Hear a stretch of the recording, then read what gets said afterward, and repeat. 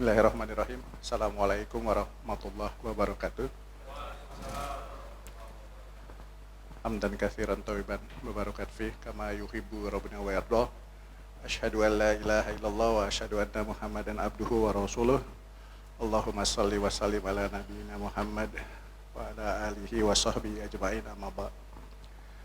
Alhamdulillah teman-teman, pada pagi hari ini kita ucapkan syukur kehadirat Allah Subhanahu wa taala karena pada hari ini kita diberikan nikmat sehat dan waktu luang untuk berkumpul kembali di sini dan di rumah dakwah Al-Hujjah yang insyaallah diberkahi oleh Allah Subhanahu wa taala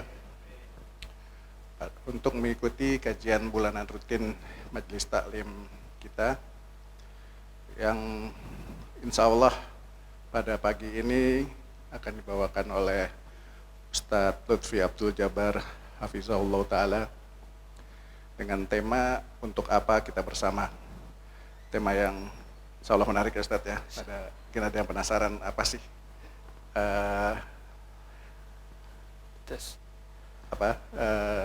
judulnya ini, materinya apa. Untuk teman-teman, mari kita dengarkan penjabaran dari Ustadz. Mohon dijaga ketertibannya, kehusyuannya. Alat komunikasinya tolong di silent untuk sementara. Mari kita dengarkan, kita catat, dan kita ambil faedah dari ilmu yang akan disampaikan oleh Ustadz. Baik Ustadz, falyatafadhal mashkura. Bismillahirrahmanirrahim. Assalamualaikum warahmatullahi wabarakatuh. Alhamdulillah wassalatu wassalam ala asyrafil anbiya'il mursalin ala nabiyina Muhammadin sallallahu alaihi wa ala alihi wa sahbihi wasallam.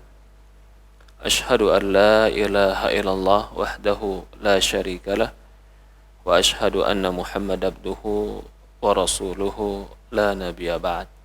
Alhamdulillah, segala puja dan puji syukur kita panjatkan hanya kepada Allah Subhanahu wa taala Rabbul alamin. Serta salawat dan salam selalu kita curahkan kepada baginda Nabi kita Muhammadin sallallahu alaihi wa ala alihi wa sahbihi wasallam, kepada keluarganya, kepada para sahabatnya, juga orang-orang yang mengikuti dan mencintainya ila yaumil qiyamah. Saya ucapkan terima kasih kepada bapak-bapak dan ibu-ibu yang hadir. Jazakumullah khair. Semoga Allah Subhanahu wa taala melimpahkan rahmat, taufik, dan semoga Allah Subhanahu wa taala memberikan kebaikan di dunia dan akhirat. Juga saya ucapkan jazakallah khair kepada Pak Ferry dan kepada teman-teman semua atas kajian hari ini. Kita berkumpul bersama teman-teman yang insyaallah berkumpulnya kita karena Allah, bertemunya kita karena Allah. Mudah-mudahan karena kita berkumpul karena Allah dan kita bertemu karena Allah, di yaumul qiyamah Allah Subhanahu wa taala kumpulkan kita dalam keimanan. Amin amin ya rabbal alamin. Hari ini kita akan membahas kenapa kita harus berkumpul. Kira-kira kenapa Pak kita berkumpul? Ustadz, saya berkumpul ya karena saya mau ingat teman-teman dulu aja Ustadz. Boleh. Tapi kalau kita punya niat yang lebih daripada itu, bukan hanya sekedar kebaikan, tapi bisa menjadi Allah cintai. Jadi kalau kita berkumpul tujuannya mengingat teman Ana Ustadz, waktu Ana pakai abu-abu, bareng pakai abu-abu. Pengen lihat sekarang, ya paling tidak adalah bagian hidup Ana dulu, dia masuk dalam bagian hidup Ana.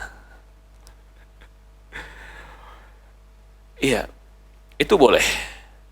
Tapi kalau kita tambah lebih dari itu, maka bukan hanya sekedar boleh, bahkan jadi sebuah kebaikan.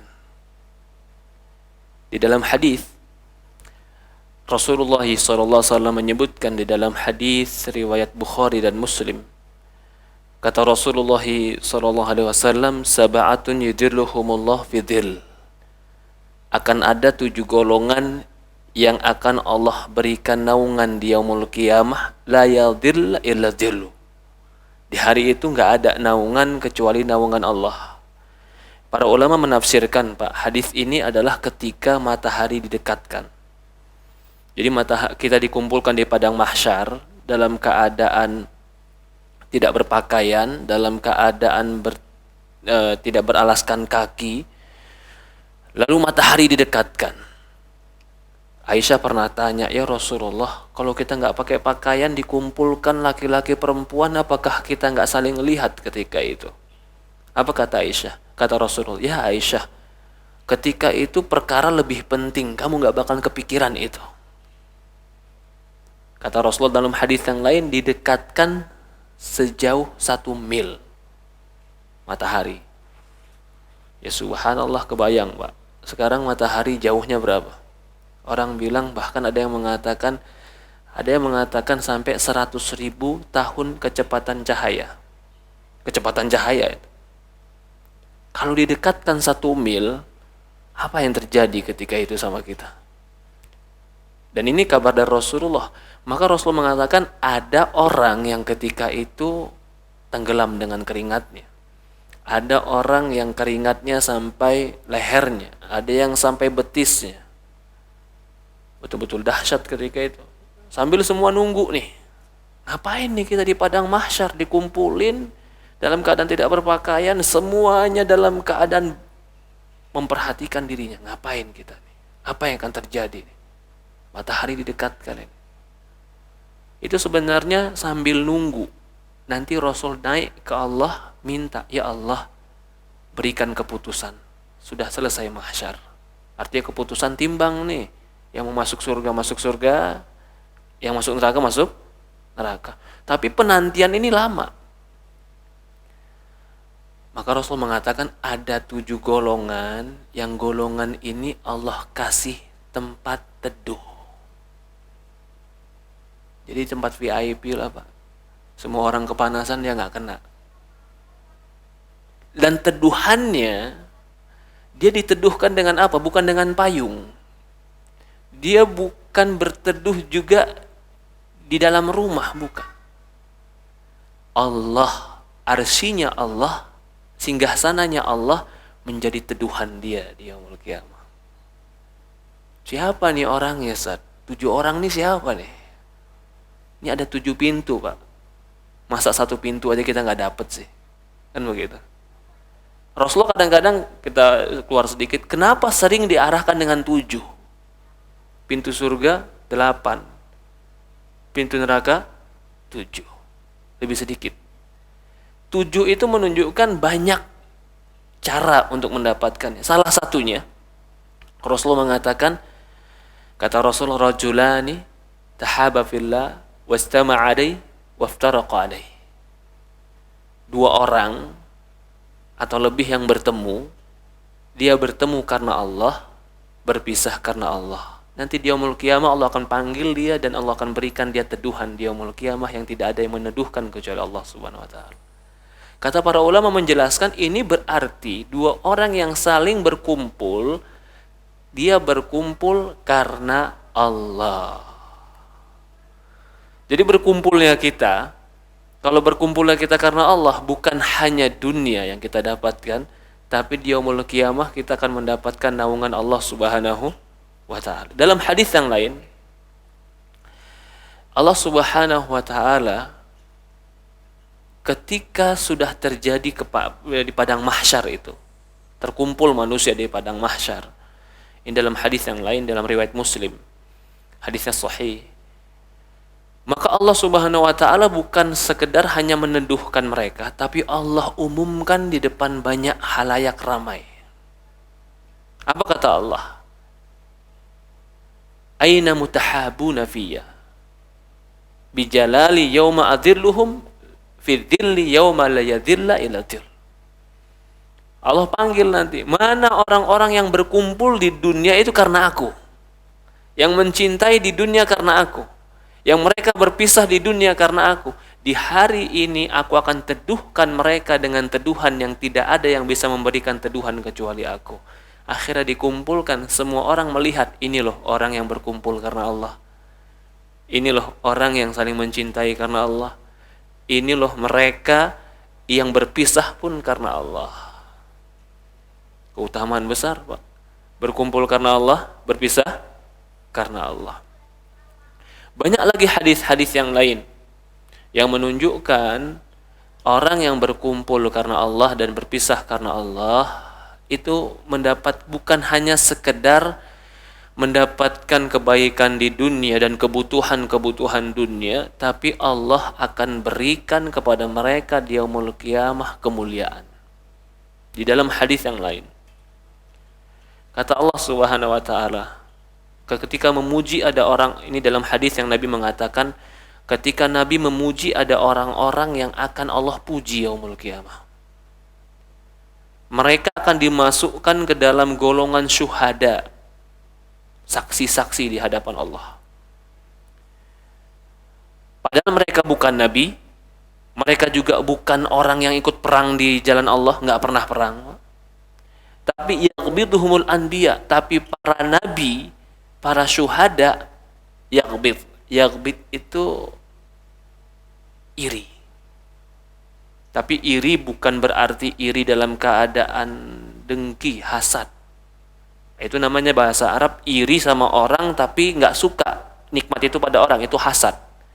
Tapi kalau yaqbid, pengen kayak dia tapi nggak ingin orang itu hancur, itu namanya ingin saja. Kalau bahasa Indonesia apa itu, Pak? Ingin, ingin ya. Dalam bahasa Arab itu namanya yaqbid, pengen kayak orang itu tapi nggak pengen nikmat orang itu hilang. Kalau hasad, pengen seperti orang itu, tetapi pengen orang itu pun gak ada nikmat. Itu hasad. Nah, ini nabi nanti, para nabi dan para syuhada, ada orang yang dicemburukan oleh mereka. Siapa nih orangnya? Padahal mereka bukan nabi, mereka bukan syuhada, tapi mereka kedudukan di sisi Allah Subhanahu wa taala. Para sahabat penasaran. Ya Rasulullah, tukhbiruna manhum. Ya Rasulullah, kabarkan kepada kami siapa nih orangnya nih. Sampai para nabi saja mau ingin seperti mereka atau iri dengan mereka. Maka kata Rasulullah SAW, humun qaumun, mereka adalah satu kaum. Satu berarti bukan dua orang lagi. Kalau tadi hadis yang pertama kita baca apa? Dua orang kan. Kalau sekarang qaumun, berarti orang yang berkumpul. Kaum itu kan orang yang berkumpul. Siapa mereka? Qaumun tahaba bi ruhillah ala ghairi arhami bainahum wala amwalan yata'atawnahu wallahi inna wujuhahum lin-nur wa innahum 'alan nur la yakhafuna idh khafan nas. Mereka satu kaum yang mereka saling mencintai karena Allah, yang mereka berkumpul bukan karena ada rahim, maksudnya bukan kerabat keluarga. Mereka saling memberikan juga bukan karena saling membutuhkan. Allah akan jadikan mereka nanti di yaumul qiyamah, wajah-wajah mereka bercahaya.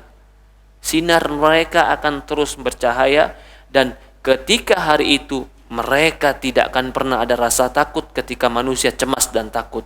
Mereka tidak akan pernah bersedih ketika manusia bersedih. Kemudian Rasulullah bersabda membacakan ayat, ala inna awliya Allah la khaufun alaihim wa lahum yahzanun. Mereka adalah wali-wali Allah, la khaufun alaihim wa lahum yahzanun. Mereka tidak pernah takut dan tidak sedih dari mereka. Jadi ini hadis-hadis juga ayat-ayat Quran yang menunjukkan kalau kita berkumpul karena Allah, berpisah karena Allah, bertemu karena Allah, ada keutamaan yang besar di dalam agama Islam. Belum lagi hadis-hadis tentang keutamaan bagi mereka yang menyambung tali silaturahmi. Man wasala wasalallah, man qata'a qata'allah. Kata Rasulullah SAW, barang siapa yang menyambung, Allah akan sambung kebaikan untuk dia. Barang siapa yang dia memutuskan, maka Allah Subhanahu wa taala putuskan bagi dia. Bapak-bapak dan ibu-ibu yang dimuliakan dan dirahmati Allah Subhanahu wa taala, maka ukhuwah pertemanan, persaudaraan di dalam Islam atau perkumpulan di dalam Islam jika didasarkan dengan iman kepada Allah dan tujuan-tujuan kebaikan, itu akan menjadi catatan amal soleh di sisi Allah. Kita punya kesibukan, sibuk Ustaz. Iya, kita semua sibuk. Hari biasa kerja, hari Sabtu kondangan, hari Minggu sibuk. Kalau kita enggak punya kekuatan atau tidak punya dorongan, saya berkumpul karena Allah. Kadang-kadang kita berat. Tapi kalau kita berkumpul, saya berkumpul karena Allah. Saya berkumpul karena menyambung cara silaturahmi. Saya berkumpul karena majelis ilmu. Apalagi berkumpul karena majelis ilmu. Masya Allah. Kebaikan. Banyak orang, Pak. Oke, kita ambil lagi contoh. Banyak orang bisa berkumpul, tapi nggak banyak orang berkumpul karena Allah. Boleh nggak mereka berkumpul, Ustaz? Boleh, nggak dilarang. Berkumpul, contoh, ada orang berkumpul karena satu hobi yang sama. Boleh tidak, Pak? Ya boleh-boleh aja. Ada orang berkumpul karena satu skill yang sama, punya kemampuan yang sama, atau punya pekerjaan yang sama, berkumpul. Boleh-boleh saja. Tapi perkumpulan itu hanya sekedar boleh. Apakah perkumpulan itu menjadikan penolong dia nanti di yaumul qiyamah? Belum tentu kan? Tapi kalau orang berkumpul karena Allah, nah apa Bu? Bagaimana orang berkumpul karena Allah itu apa, Ustaz? Nanti kita akan bahas. Tapi kita akan menegaskan dulu bahwasannya berkumpul dalam kebaikan karena Allah itu keutamaannya besar. Nah, orang berkumpul karena Allah ingin kebaikan, Allah Subhanahu wa taala di yaumul qiyamah akan berikan dia naungan di yaumul qiyamah. Dalam sebuah hadis yang lain, ada hadis tentang seorang yang sedang berjalan ingin menyambung tali silaturahmi. Dia pergi ke seseorang yang dia ingin bertemu, bukan keluarganya, nggak ada hubungan darah, nggak ada hubungan kerja, juga nggak ada keinginan dunia dia kumpul di situ. Cuman dia pengen ketemu aja sama temannya ini. Begitu dia di perjalanan, lalu tiba-tiba ketemu malaikat. Malaikat datang kepada dia. Malaikat tanya sama dia. Ini hadis juga hadis yang sahih. Malaikat tanya sama dia, mau kemana kamu? Aku mau pergi ke tempat si fulan, temanku. Kata malaikat, apakah kau punya hubungan kerabat keluarga sama dia? Gak punya. Apakah kau pergi ke dia cuman karena kau inginkan ada dunia di sana, mungkin bisnis atau yang lain? Dia bilang enggak. Kenapa kau pergi kepada dia? Karena aku cuma mau bertemu dengan dia, aku mencintainya karena Allah. Maka kata malaikat, arsalani Allahu ilaik. Allah mengutus aku kepadamu. Untuk apa? Untuk aku kabarkan kepadamu bahwasannya Allah mencintaimu sebagaimana engkau mencintai saudaramu. Ya subhanallah. Jadi dia bukan karena apa-apa, hanya karena Allah. Jadi sesuatu yang dibangun karena Allah, walaupun nilainya sedikit, sederhana, menjadi besar di sisi Allah Subhanahu wa taala. Tapi kalau sesuatu yang dibangun bukan karena Allah, bisa jadi itu tidak menjadi besar di yaumul qiyamah. Apalagi ada sebuah hadis, Pak, Bu. Hadis ini ketika penghuni surga dimasukkan ke dalam surga. Udah masuk nih penghuni surga dalam surga. Semua yang kan di penghuni surga itu kan dia diberikan kenikmatan. Selama permintaannya tidak bertentangan dengan takdir Allah. Apapun yang dia minta selama tidak bertentangan dengan takdir Allah, Allah kasih. Tapi kalau permintaannya, kan dikatakan orang masuk surga minta apa aja boleh kan, Ustaz? Boleh, dikabulkan dengan catatan permintaan tidak bertentangan dengan takdir Allah. Ya jangan sampai orang bilang nanti saya mau masuk surga, mau ketemu Fir'aun di surga, Ustaz. Nggak mungkin. Itu bertentangan dengan takdir Allah. Allah sudah takdirkan Fir'aun di mana? Di neraka. Tapi nanti nih, begitu penghuni surga masuk surga, dia tanya, ada yang kurang. Maka dikatakan, apa yang kurang? Dulu teman-temanku mana? Kok nggak ada di sini sekarang? Maka itu Allah mengizinkan kepada dia, kalau gitu kamu pergi ke neraka, kamu cari temanmu, bawa dia kemari. Maka dia pergi ke neraka dengan izin Allah, dicari teman-temannya, lalu dia bawa dengan syafaatnya, ya Allah, ini teman-temanku, masukkan aku ke surga. Lah kalau kita bilang tadi, gimana Ustaz, kata takdir neraka?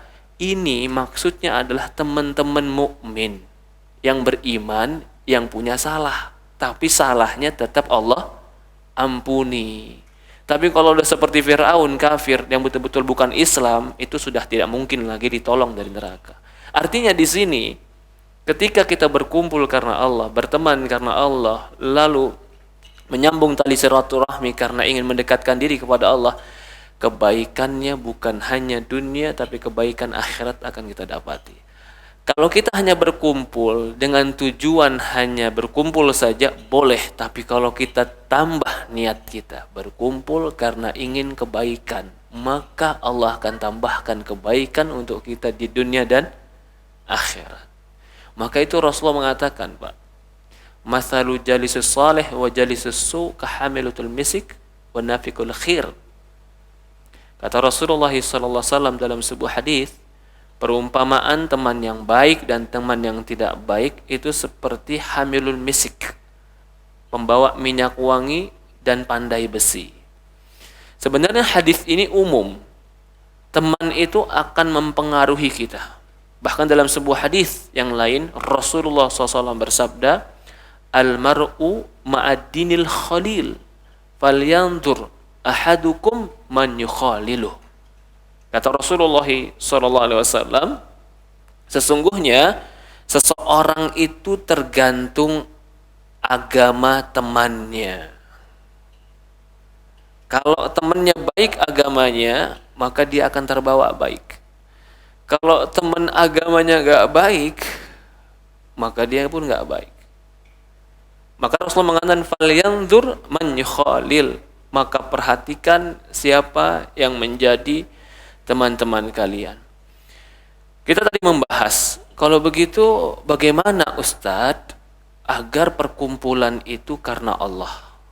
Karena keutamaan yang besar bagi mereka yang berkumpul karena Allah. Ingat, kita itu berteman, kita itu berinteraksi, bersosial, ada tujuan. Apa tujuan kita, Ustaz? Tujuan kita yang paling besar adalah tujuan akhirat. Ini tujuan yang paling besar. Jadi kalau kita bertujuan dengan tujuan yang sama, udah nih, kita kumpul kenapa? Akhirat, udah. Gak ada tendensi lain. Kalau ini tendensi utama, lapang dada, positif, baik, lurus. Tapi kalau berkumpul tendensinya dunia, yang tadinya mau reuni jadi berantem, Pak. Benar, ada yang begitu. Kalau tendensinya bukan karena Allah, bukan tambah akrab, malah tambah jauh. Kenapa?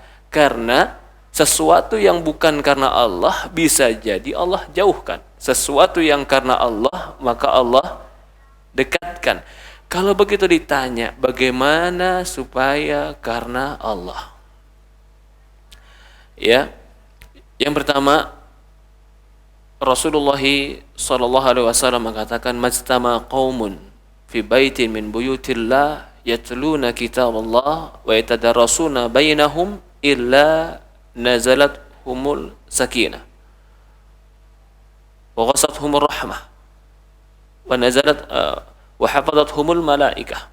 Kata Rasulullah SAW, tidaklah satu kaum berkumpul untuk mempelajari tentang agama Allah, yatadarasuna bainahum, saling belajar agama Allah, yatluna kitab Allah, mereka juga dibacakan ayat-ayat Allah untuk mereka, illa nazalat alaihimus sakinah, kecuali Allah akan turunkan untuk mereka sakinah, wa hafadathumul malaikah, malaikat akan turun menjaga mereka, wa dzakarallahu fi man indah, Allah akan menyebutkan nama-nama mereka di sisi malaikat.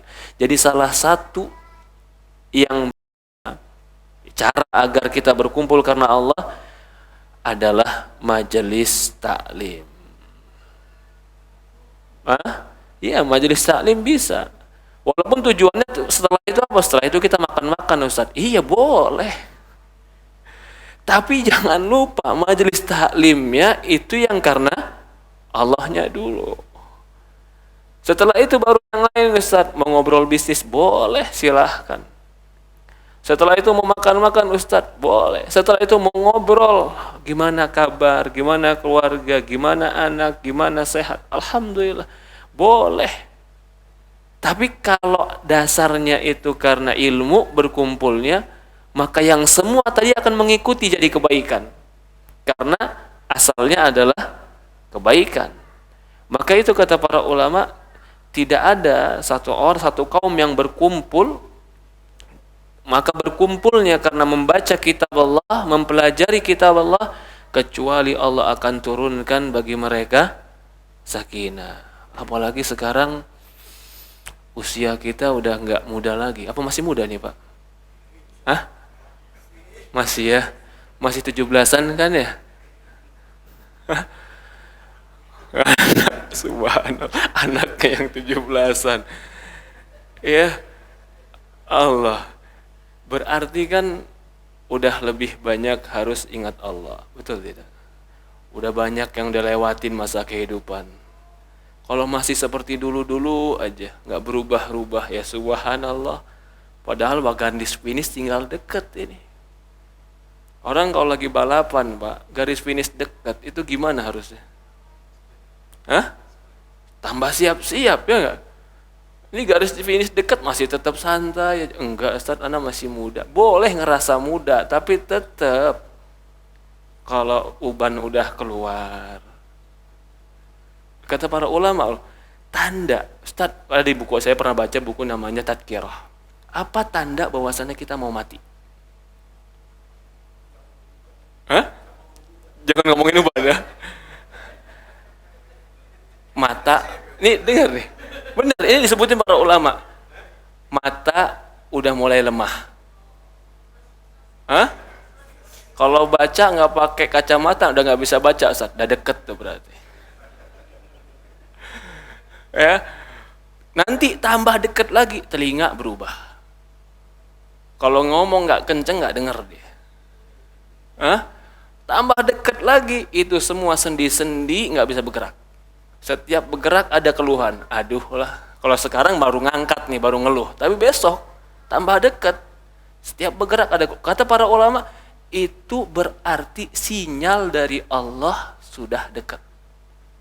Allah tuh maha baik loh. Nggak langsung nyabut kita kecuali pakai sinyal. Cuman kadang-kadang kita yang nggak bisa baca sinyal itu. Kenapa contohnya lagi? Termasuk disebutin para ulama yang dulu kalau bisa makan daging kambing bisa, Ustaz. Sekarang kalau makan daging kambing keras dikit kayaknya gimana ya, Ustaz? Banyak-banyak juga kayaknya di leher udah berat ini, Ustaz. Itu sinyal dari Allah. Sinyal untuk apa? Sinyal untuk lebih dekat kepada Allah. Kalau dengan sinyal-sinyal ini nggak paham, belum juga terfikirkan, harus sinyal apa lagi yang Allah berikan? Maka itu kata para ulama, disebutkan juga orang yang zaki, orang yang pintar adalah orang yang dapat membaca apa yang Allah Subhanahu wa taala siratkan untuk dia berupa sinyal-sinyal kehidupan. Lalu bagaimana lagi? Kenapa berkumpul? Karena Allah dan berpisah karena Allah. Ya. Di antara salah satu sifat teman-teman yang berkumpul karena Allah dan berpisah karena Allah adalah saling menasehatkan dan mengingatkan kepada kebaikan. Ini disebutkan. Itu salah satu sifat teman yang bisa kita ajak berkumpul karena Allah dan berpisah karena Allah. Karena dia mengingatkan kita kepada kebaikan. Kalau kumpul sama dia, ana jadi ingat kebaikan. Berarti ini teman baik. Tapi kalau kumpul sama dia, ana malah jadi jauh dari Allah. Ini berarti hati-hati nih. Hati-hati. Jadi jangan sampai, maaf ini Pak, gara-gara ketemu teman SMA, jadi akhirnya jiwa SMA-nya keluar lagi. Padahal dia bukan anak SMA. Jiwa SMA-nya keluar lagi. Kapan kita balapan motor? Subhanallah. Udah beda sekarang ini. Atau mungkin waktu SMA-nya apa ya? Mungkin dulu SMA-nya suka minum. Ketemu lagi zaman SMA, udah sekarang ketemu lagi. Jiwa SMA-nya masih ada, masih ngajak minum. Itu bukan baik, itu berkumpul bukan baik. Lebih baik gak berkumpul daripada rusak. Loh Ustaz, kalau gitu kita memutuskan silaturahmi. Silaturahmi tetap dengan salam, silaturahmi tetap dengan apa kabar, tapi kalau untuk membakar diri kita enggak. Maka itu di dalam ayat Pak, Al-Quran, Allah mengkategorikan orang bangkrut. Kategori Allah. Saya yakin suratnya pasti kita semua hafal. Allah kategorikan orang yang rugi dalam Quran. Surat apa itu? Wal asri. Wal asri innal insana lafi khusrin. Perhatikan. Demi masa, demi waktu, demi kesempatan. Innal insana lafi khusrin. Manusia pasti di dalam kerugian. Allah kaitkan kerugian itu dengan kesempatan. Allah nggak kaitkan kerugian itu dengan material. Kenapa Pak? Karena ruginya material sebesar apapun, dia akan kembali, yakin bisa balik. Tapi kesempatan nggak ada yang bisa membaliknya. Kesempatan hidup udah lewat, bisa balik nggak Pak? Nggak bisa. Maka itu di Quran kan dikatakan, orang-orang yang sudah mati, ketika dia mati, apa dia? Qala rabbirji'un. Ya Allah, kembalikan aku. Dia minta kembali, enggak sampai di situ. Dia janji sama Allah. Apa dia janjikan? Aku akan beramal soleh ya Allah. Lalu Allah balas, apa kata Allah? Kalla. Enggak. Innaha wa qaul. Itu cuman ucapan yang kau ucapkan, kata Allah. Kenapa Allah katakan itu cuma ucapan bohongmu saja? Itu cuma ucapanmu saja. Kalau aku balikkan pun enggak, kau enggak bakal amal soleh. Dari mana dasar Allah? Sementara dia minta nih, ya Allah, qala rabbirji'uni la'alla amalan soleh fima tarat. Ya Allah, kembalikan aku ke dunia agar aku beramal soleh lagi. Kata Allah, kalla innaha hiya kalimatun huwa qailuha. Enggak, itu cuma ucapanmu aja, kata Allah. Kenapa Allah bantah mereka dan Allah katakan enggak mungkin kamu beramal soleh, Pak? Karena udah dikasih waktu 50 tahun. Gak balik-balik sama Allah. Ada yang 60 tahun. Gak kembali sama Allah. Kita nunggu orang 4 tahun aja kita gak sabar Pak. Allah nunggu kita supaya kembali kepada Allah 50 tahun. 60 tahun. Ada yang 70 tahun. 70 tahun gak balik-balik sama Allah. Lalu Allah meninggalkan. Begitu meninggal dia bilang, ya Allah balikkan aku ke dunia, aku yang beramal soleh. Kata Allah, 70 tahun apa kurang? Jangankan 70 tahun. 50 tahun apakah kurang? Maka itu kata Allah, kalla. Gak mungkin kamu balik lagi. Gak bakalan dikasih. Kalau seandainya kau balik lagi pun kau tidak akan beramal soleh, kata Allah. Maka itu para ulama mengatakan, mengapa di usia 40 itu menjadi penentu kemana kehidupan akhir hidup seorang. Karena di 40 itu sudah sempurna akal, pengalaman, hidup, fisik pun sudah mulai menurun. Karena disebutkan para ulama puncak fisik kebaikan di usia 35. Maka itu penghuni surga itu di antara 30 sampai 35. Kalau sudah 35 itu fisik mulai menurun, tetapi kematangan berpikir sudah mulai bertambah. Itulah usia 40. Nah, kalau kematangan usia bertambah tapi dia tidak kembali kepada Allah, dikhawatirkan sampai akhir hayatnya dia tidak akan berubah menjadi tabiat hidupnya. Karena 40 tahun kayak begitu terus style yang gak berubah. 40 tahun dicetak dengan cetakan yang itu akan menjadi tabiat namanya. Ketika sudah menjadi tabiat, itu sulit berubah. Kapan itu menjadi tabiat? Bisa jadi ketika di usia 40 tahun. Maka itu kata para ulama, ketika Allah mengingatkan, falamma balagu arba'ina sanah qala rabbi, ketika mereka sampai kepada usia 40 tahun, qala rabbi auzi'ni an ashkura ni'mataka allati an'amta alai. Ya Allah, tolong aku agar aku bersyukur kepada nikmat yang telah Kau berikan kepadaku dan aku bersyukur kepada kedua orang tuaku. Kenapa Allah kaitkan 40 tahun di sini? Karena 40 tahun biasanya seorang akan sempurna dalam berpikir dan dalam bersyukur kepada Allah. Tetapi kenyataannya enggak, Ustaz. Iya, jika di dalam 40 tahun dia tidak seperti itu, dikhawatirkan dia tidak kembali dalam kebaikan. Kita kembali lagi. Maka kata Allah Subhanahu wa taala, innal insana lafi khusrin. Kita kembali. Berarti orang itu rugi. Siapa? Illal ladzina amanu wa amilus solihat wa tawasaw bil haqqi wa tawasaw bis sabr. Kecuali mereka yang beriman dan beramal saleh, saling berwasiat untuk kebaikan dan saling berwasiat untuk kesabaran. Ini poin kita. Kita tadi poin, gimana kalau berteman yang karena Allah, saling berwasiat di atas kebaikan. Saling mengajak kebaikan. Ya, dia bukan ustadz, tapi dia ngajak kita kebaikan, terima kebaikannya. Dia bukan orang yang punya ilmu agama yang banyak. Anda tahu dia dulu SMA juga sama kayak Anda, tapi sekarang kok dia ngajak terus nih belajar agama. Sekarang dia share terus nih nasihat-nasihat agama. Paling enggak kita baik. Karena itu teman kebaikan yang mengingatkan kita kepada kebaikan. Maka kata disebutkan oleh para ulama bahwasannya orang-orang yang mengajak kebaikan itu salah satu ciri berteman karena Allah dan berpisah karena Allah. Disebutkan juga, ya, disebutkan oleh para ulama apa faedahnya kita berteman, berkumpul karena Allah dan berpisah karena Allah. Disebutkan di antara faedahnya adalah selain Allah Subhanahu wa taala meridhoinya, hadis-hadis yang kita sebutkan tadi, ini akan mempermudah kita untuk tetap baik. Ini faedahnya. Karena jiwa kita itu terkadang berbolak-balik, siapapun dia.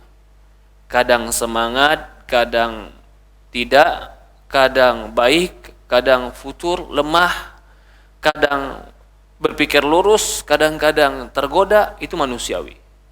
Tetapi kalau berteman dengan orang-orang yang berkumpul karena Allah dan berpisah karena Allah, itu bisa mengantarkan dan menguatkan kita untuk tetap di atas kebaikan.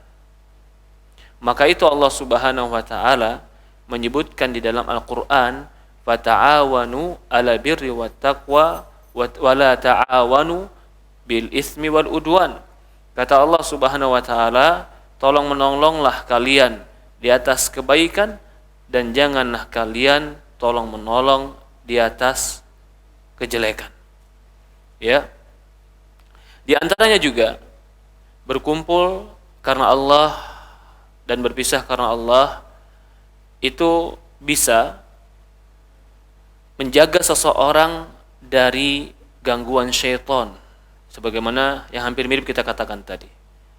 Karena syaitan itu akan mudah menggoda orang yang dia sendiri. Tetapi orang-orang yang berkumpul mencari ilmu agama, saling menasihati di atas ilmu agama, itu akan lebih terjaga dari gangguan-gangguan syaitan. Maka itu dikatakan juga, Rasulullah SAW mengatakan, yadullahi ma'al jamaah.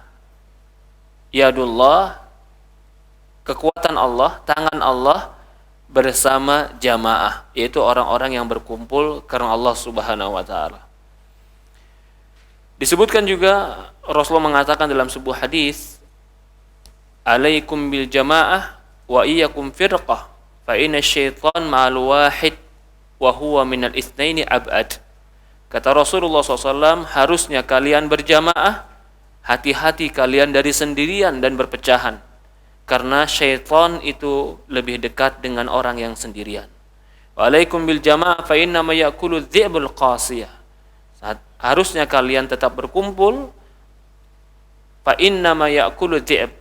Sesungguhnya serigala itu hanya menerkam yang berjalan sendirian. Ini maksudnya para ulama berdalil dengan hadis-hadis ini, kalau kita berkumpul bersama-sama karena Allah, lalu kita saling menasihati di jalan Allah, maka kita telah berjamaah.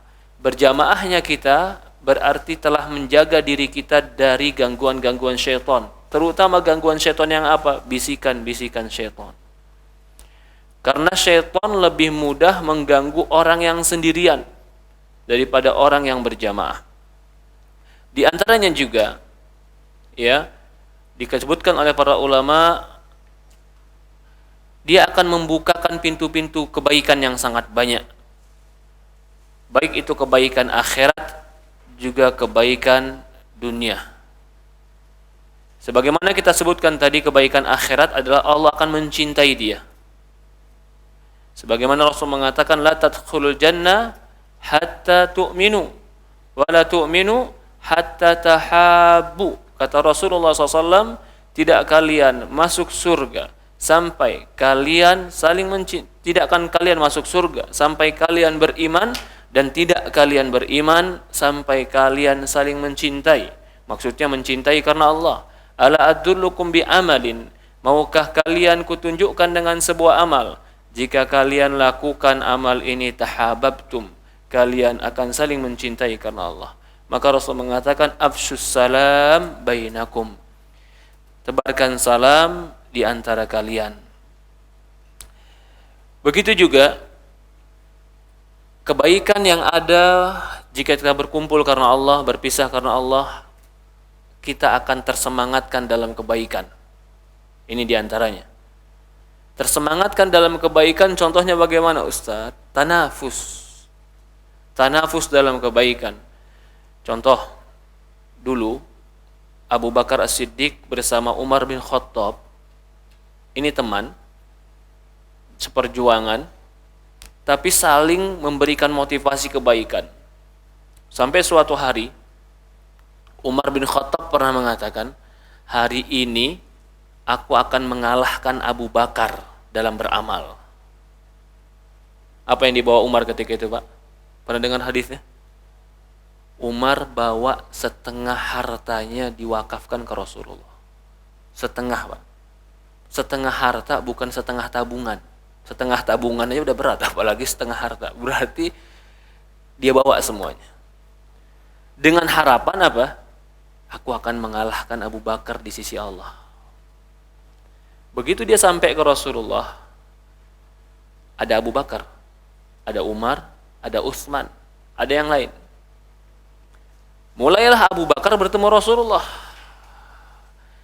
Abu Bakar ditanya sama Rasulullah, ya Rasulullah, ya Abu Bakar, apa yang kau bawa? Belum ditanya Umar nih, masih tanya Abu Bakar. Kata Abu Bakar, ya Rasulullah, ku bawa seluruh hartaku untuk Allah. Umar langsung diam. Kenapa? Dia pergi tadi bilang apa? Bawa setengah hartanya. Begitu dia dengar ternyata Abu Bakar bawa seluruh hartanya, dia bilang, Abu Bakar memang orang lebih baik dari aku. Jadi pertemanan Abu Bakar dan Umar itu bukan hanya sekedar pertemanan, tapi pertemanan yang saling memotivasi kebaikan. Nah, kalau ini dilakukan dalam pertemanan, itu baik. Pertemanan, motivasi dalam amal soleh, motivasi dalam sedekah, motivasi dalam sholat malam, motivasi dalam belajar ilmu agama, motivasi dalam beramal, motivasi dalam segalanya tentang kebaikan. Kalau ini yang didasarkan dalam belajar ilmu agama atau dalam berteman, maka pertemanan tadi akan menjadi dicintai oleh Allah Subhanahu wa taala. Para hadirin, bapak-bapak dan ibu-ibu yang dimuliakan dan dirahmati Allah Subhanahu wa taala. Kalau ditanya lagi kemudian, ya, apa itu kriteria dan bagaimana seorang dikatakan teman yang soleh. Yang pertama tentu pasti, teman yang dikatakan soleh adalah teman yang seiman dengan kita. Bukan berarti kita tidak boleh berteman, bergaul dengan orang selain kita. Boleh. Berteman, bergaul, siapa saja boleh. Rasulullah SAW punya teman orang-orang Yahudi. Rasulullah SAW juga punya teman orang-orang yang tinggal di Madinah ketika itu yang bukan muslim. Rasulullah punya. Tapi al-mu'min, orang mukmin itu dia harus lebih berteman kepada orang-orang beriman. Walaupun orang yang lain pun dia temani, tapi orang beriman yang baik imannya itu harus dia utamakan daripada yang lain. Karena Rasulullah SAW bersabda dalam hadis, "At-tuyur ma'a ashkaliha taqa." Kata Rasulullah SAW, burung itu akan berkumpul dengan semisalnya. Ma ta'arafa min atalaf wa ma tanakara min ikhtalaf. Kata Rasulullah SAW, kalau dia cocok, dia akan berkumpul. Kalau dia nggak cocok, dia akan berpisah. Al-qulub ma'a junudil mujannadah. Rasulullah mengatakan, hati itu akan berkumpul dengan yang semisal dengan. Jadi maksudnya, kadang kita ketemu orang, kita belum banyak tahu dia, tapi bisa jadi Allah Subhanahu wa taala satukan hati dia ke kita. Karena ada yang ini yang dikatakan at-tuyur ma'ashkali hataqa. Al-qulub ma'ajunudil mujannadah. Hati itu akan Allah kumpulkan bersama semisalnya. Nah, kalau kita sering berkumpul dengan orang mukmin, orang beriman, yang baik imannya, yang mengajak kepada amal soleh, maka di yaumul qiyamah pun kita akan dikumpulkan bersama mereka. Di dunia Allah kumpulkan bersama mereka, di akhirat Allah kumpulkan bersama mereka. Maka salah satu kebaikan atau ciri daripada teman-teman yang soleh yang baik itu adalah yang mereka berkumpul atau mereka beriman kepada Allah Subhanahu wa taala. Para hadirin jamaah, bapak-bapak dan ibu-ibu yang dimuliakan dan dirahmati Allah Subhanahu wa taala, maka seorang mukmin harus dia menjadi motivasi hidupnya istima' karena Allah, waftaraq ala Allah, berkumpul karena Allah, berpisah karena Allah, berteman karena Allah, juga membenci karena Allah. Kalau seorang mukmin ini menjadi faktor dia dalam berteman dan mencintai, maka Rasulullah mengatakan dalam sebuah hadis, dia akan merasakan lazatnya dan manisnya keimanan. Kata Rasulullah, tidak akan seorang itu merasakan manis dan lezatnya keimanan sampai dia bercintai karena Allah, dia membenci karena Allah, berpisah karena Allah, dan berkumpul karena Allah. Dikatakan para ulama tidak akan merasakan lezatnya keimanan, artinya jika dia berkumpul karena Allah, berpisah karena Allah, maka Allah Subhanahu wa taala akan berikan kepada dia rasa manis dalam ketaatan, dalam amal soleh. Allah indahkan bagi dia kebaikan. Kalau seorang Allah indahkan bagi dia kebaikan, maka dia akan mencintai kebaikan. Kalau dia mencintai kebaikan, maka dia akan terus melakukan kebaikan. Kalau dia terus melakukan kebaikan karena dia mencintainya, karena Allah mudahkan untuk dia, maka Allah Subhanahu wa taala akan memberikan kepada dia kebaikan dunia dan akhirat. Para hadirin jamaah, bapak-bapak dan ibu-ibu yang dimuliakan dan dirahmati Allah Subhanahu wa taala, mungkin ini yang kita sampaikan pada hari ini. Sudah 45 menit pertemuan kita. Kesimpulannya, kenapa kita bertemu? Karena Allah. Maka jadikan pertemuan kita sesuatu yang positif karena Allah. Kalau itu yang kita lakukan, insya Allah menjadi amal soleh kebaikan untuk kita, bahkan bisa menjadi salah satu sebab Allah berikan kepada kita syafaat teman-teman yang baik di dunia dan di akhirat kita. Allah alam. Ini bisa saya sampaikan. Mungkin ada waktu untuk bertanya berkaitan dengan materi, dipersilahkan Pak. Atau di luar materi pun boleh, silahkan. Berkaitan tentang ilmu agama.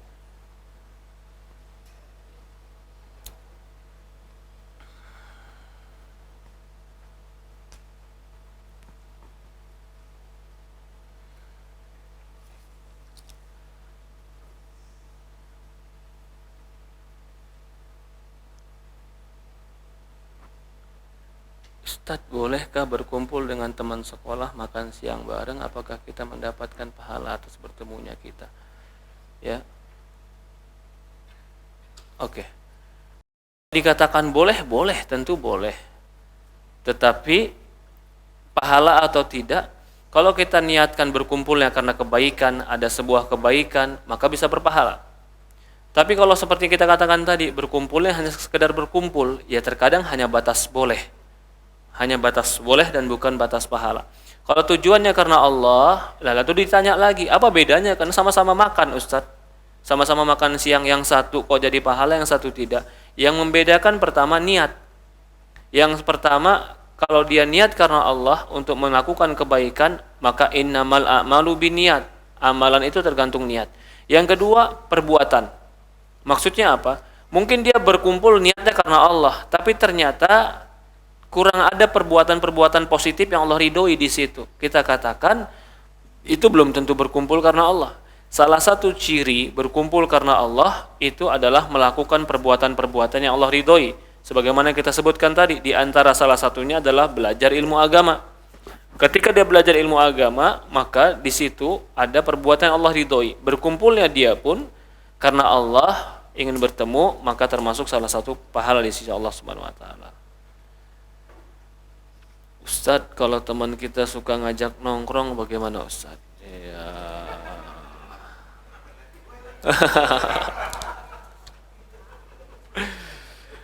Ini kita sekarang sedang nongkrong di kajian ini. Ketemu juga, makan kue juga, ngopi juga, kelakar ketawa juga, positif. Boleh. Tapi kalau nongkrong-nongkrong aja gimana Ustadz? Jadikan yang kita kerjakan itu menjadi nilai pahala, itu lebih baik. Bukan hanya, kan tadi kita sudah katakan ya, hanya sebatas boleh ada, tapi belum tentu pahala. Ada bisa menjadi pahala. Tapi kalau hanya sekedar boleh, ini sekedar kita bicara sekedar boleh. Boleh tapi sering dikerjakan dan berulang-ulang dikerjakan, terkadang jadi makruh. Karena mengulang-ulang sesuatu yang tidak ada faedah. Tetapi disebutkan lagi oleh para ulama, biasanya kalau berulang-ulang sesuatu yang tidak berfaedah, maka akan terjerumus dalam dosa sedikit demi sedikit. Ada aja tuh nanti perkara-perkara yang akhirnya nggak positif. Nah, kalau sudah ke arah itu, maka tidak diperbolehkan. Tapi kalau dalam perkara-perkara yang positif, duduk, ngobrol, lalu berbicara kebaikan, saling memotivasi kebaikan, atau punya ide-ide kebaikan, baik kan? Contohnya yang satu punya hobi apa ya? Temannya satu punya hobi off-road mobil. Oke. Ketemu sama teman-teman yang lain. Ketemu teman yang lain punya idenya apa? Oh, ini ada bencana, naik mobil ente aja yang off-road ya, kita ke bencana. Teman-teman yang lain nyediain fasilitas. Positif, baik. Itu benar, itu diperbolehkan. Allah alam. Ya, tapi kalau nggak ada faedahnya, maka tidak perlu kita mengerjakan yang tidak banyak faedahnya. Ya, Allah alam. Ustadz, 7 pintu neraka itu apa saja? Allah alam. Ya, cuma disebutkan 7, tetapi Rasulullah nggak menyebutkan nama-namanya. Saya belum tahu kalau ada nama-nama pintu neraka itu. Tapi kalau pintu-pintu surga itu disebutkan juga 8, di antaranya pintu orang yang berpuasa, ada pintu orang yang sholat, ada pintu orang yang sedekah, itu di antara pintu-pintu surga. Ustadz, apa makna berpisah karena Allah? Wah, ini berat. Kalau tadi kita bilang berkumpul karena Allah, kenapa sekarang berpisah karena Allah? Apa itu berpisah karena Allah? Berpisah karena Allah, meninggalkan karena Allah. Bagaimana contohnya meninggalkan karena Allah, Ustadz? Ya, contoh maaf ini. Kita lagi duduk-duduk, ngobrol enak, tiba-tiba ada yang bawa khomer depan kita taruh meja. Boleh nggak kita duduk satu khomer di meja yang bareng ada khomernya, Pak? Nggak boleh. Kita tinggalkan dia. Pergi kita dari situ. Berarti kita meninggalkannya karena Allah. Kenapa kamu berangkat? Karena saya ingat Allah tidak membolehkan saya duduk di meja yang ada khomernya. Berarti dia meninggalkannya karena Allah. Itu yang diinginkan. Apa yang dimaksud meninggalkan karena Allah? Jadi segala sesuatu perbuatan yang Allah tidak ridhoi, lalu kita meninggalkannya, maka kita termasuk golongan yang meninggalkan karena Allah. Walaupun hati terkadang suka, tapi pikiran mengatakan nggak boleh, Allah melarangnya, ini nggak benar. Lalu kita tinggalkan. Barang siapa yang meninggalkan itu, maka Allah akan berikan bagi dia sebuah catatan kebaikan. Dalam sebuah hadis dikatakan, satu catatan kebaikan akan dilipat gandakan 10 kali lipat untuk dia. Bahkan dalam sebuah hadis dikatakan, man taraka syai'an lillahi awadallahu khairumin. Kata Rasulullah SAW, barang siapa yang meninggalkan sesuatu karena Allah, Allah akan gantikan untuk dia yang lebih baik dari hal tersebut. Allah alam. Itu yang dimaksud dengan orang meninggalkan karena Allah Subhanahu wa ta'ala. Allah alam. Ada pertanyaan lagi? Kita cukupkan di sini, Pak.